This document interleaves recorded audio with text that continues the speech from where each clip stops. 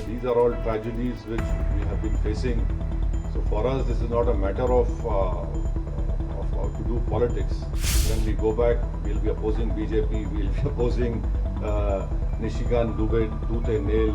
Here, this is a matter of security of our country, integrity of our country, and we would request the Kingdom of Saudi Arabia also. Pakistan gives out a wrong message to the Arab world and to the Muslim world that we are a Muslim country and India is not a Muslim country. But Your Excellency, you have more knowledge about worldly affairs, that there are 240 million proud Indian Muslims living in India.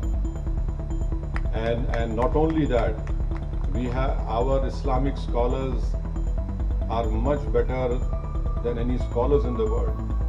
They can speak the best of Arabic language. In fact, we have some famous Islamic scholars who have done great work in the Hanafi fiqh jurisprudence, and their judgments are accepted by the religious scholars of anywhere in the world. So this Pakistan's false propaganda that India is hurting us because we're a Muslim country, it is completely wrong. And in fact, Pakistan, if it stops these Takfiri terrorist groups, there will be stability in South Asia, there will be progress in South Asia. And Pakistan has put obstacles even in the SARC. India wanted a bilateral railway agreement between all the SARC countries. India wanted Bangladesh, India train, but Pakistan has always not allowed it.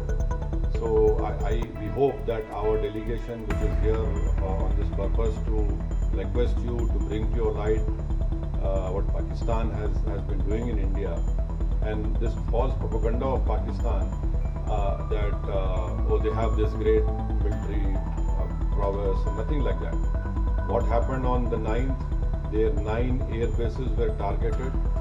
If India had wanted, we could have completely damaged those air bases, but we wanted to show them a mirror and say that, look, we are warning you, don't do it. Don't force us to go on that path, wherein instead of creating a crater, we will create graves for you. But 9 terrorist organizations' headquarters were targeted, and another shocking thing was this person who led the Namaz-e-Janaza of all those terrorists who were killed over there.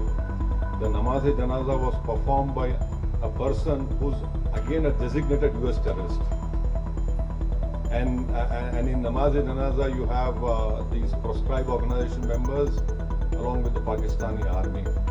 So this is a clear proof, and this TRF, which is a new name for LET, we had gone to the United Nations not once, 4 times, and told the United Nations Sanction Committee 1624 that this is a new name of this terrorist organization. We said this in December 23, we said this in now May 24, and unfortunately our fears had come true, and we lost 26 young people. A girl who got married 6 days ago became a widow on 17. So these are all tragedies which we have been facing. So for us, this is not a matter of to do politics.